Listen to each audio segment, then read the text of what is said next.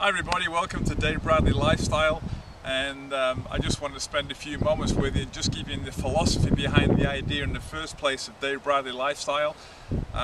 Any information that you hear or any ideas that I come across with today, you can just go to the bottom of the video and check out some websites if you want to contact for any reason, in any shape or form. I sat down with a friend of mine actually here in Maumee, Ohio, USA several months ago, and he had a company and he was talking about, I need an e-magazine, and I didn't really know what an e-magazine was, and he explained that to me. Of course we know what that is now because that's how you've got to me today. And in a nutshell, we decided on a name, and I came up with the word lifestyle, and he just said, well, let's call it Dave Bradley Lifestyle. So that wasn't my idea, that was his. We ran with that.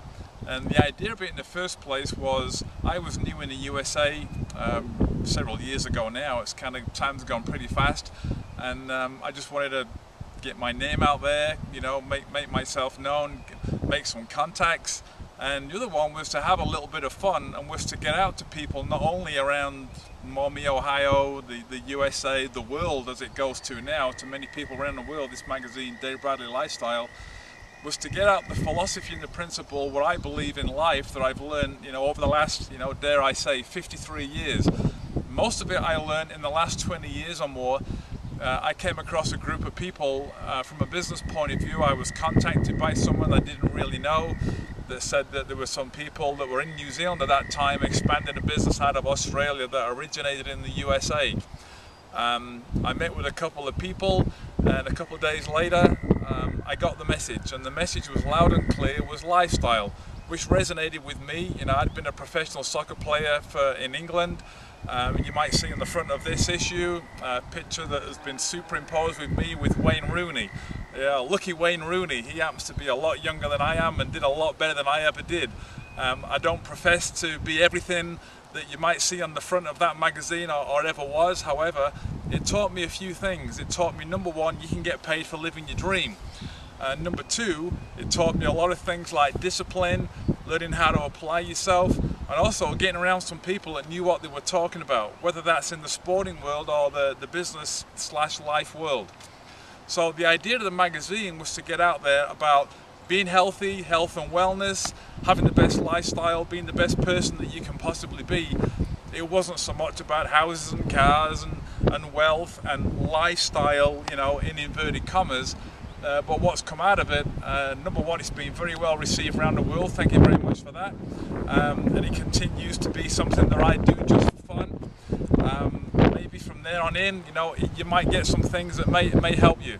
I had a conversation only this afternoon, actually, just talking about lifestyle with a gentleman who's in the professional world. It happens to be a nice, warm, sunny day here today in Ohio, and he only works himself around about maybe 3 or 4 days a week. But this happened to be the one day that I went to see him, and he works in the medical industry. I just went for a tune-up and a checkup, and as I do on a weekly basis.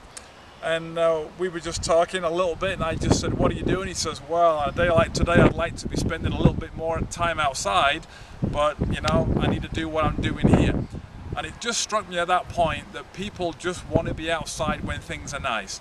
And business is great, work is great, money is great, but lifestyle doesn't come with making money, because most people take their time that they've got to try and get enough time in to trade their time for hours and then for money.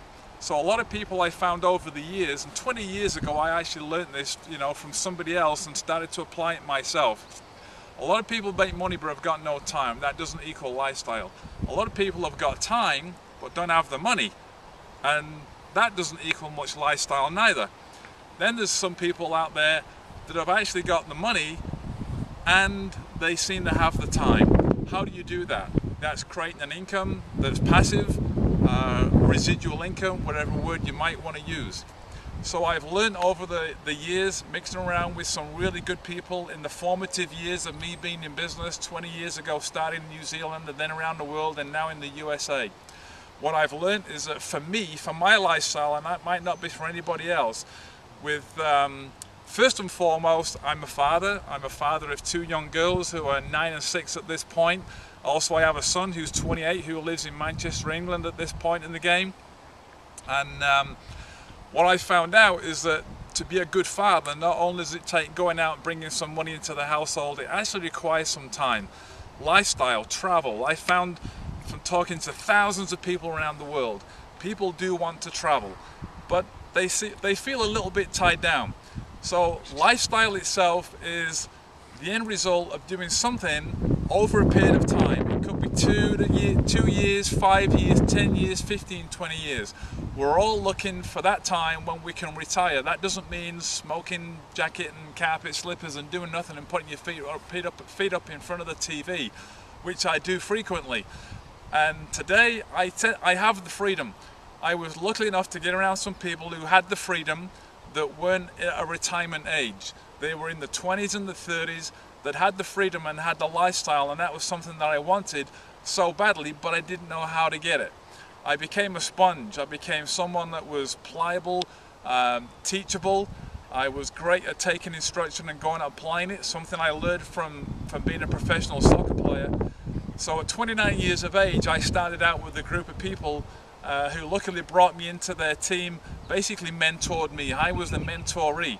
And 4 years later, at the age of 33, I ended up in a situation where I could walk out of my job at that point, and there's nothing wrong with the job, but for me, I didn't want a job, I wanted some freedom. I wanted to wake up in the morning when I wanted to wake up. If I wanted to wait flat out for a week or a month, then I wanted to do that.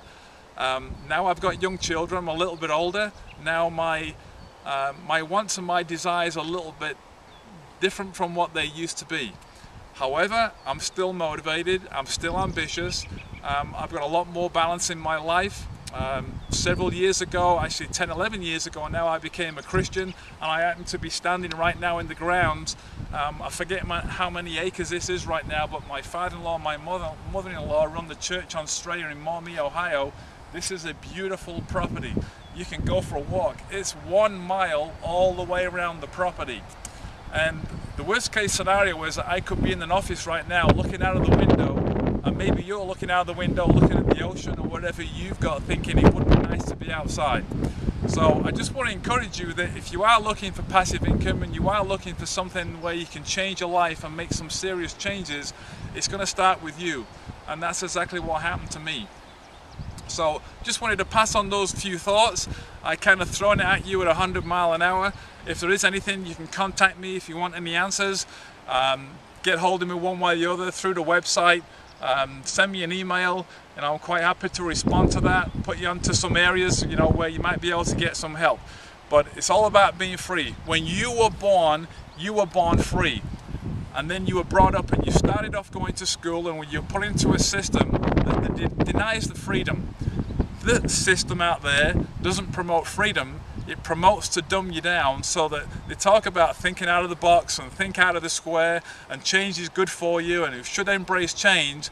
And for all those words, that's great, but it's not designed for your lifestyle, it's designed for somebody else's lifestyle. The system out there in the working world, in the corporate world, is designed to dumb you down.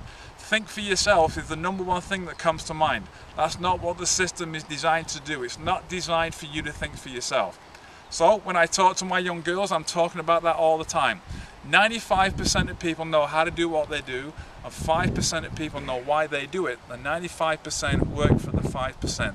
That's according to Robert Kiyosaki in his Cash Flow Quadrant book from his Rich Dad Poor Dad series.